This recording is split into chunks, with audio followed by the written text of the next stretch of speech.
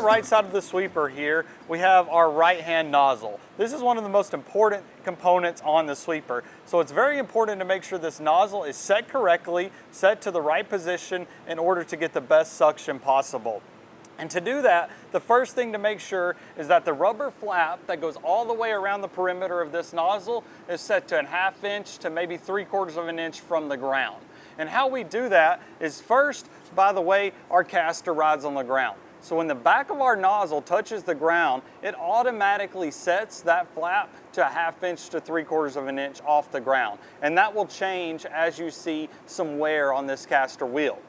So once the back portion hits the ground, the weight of the nozzle causes the front side to drop down towards the ground. So how we pick that up and ensure we have that 1/2 inch all the way around is with this adjustment screw.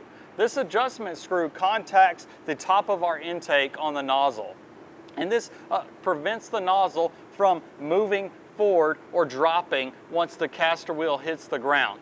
This is a common mistake that I see operators or mechanics make when they reposition this nozzle. They might reposition it from a couple of different things. One being they replace their caster wheel, another being they might replace their drag arm, or if something just gets so clogged in the tube they have to remove it and then install the nozzle back on. A various number of things can cause an operator to need to change this. That's why it's crucial to make sure we get it adjusted back to the right position. So going over it again one more quick time, the caster wheel will set the height on the back side of the nozzle, and then the front side is adjusted by this adjustment screw here.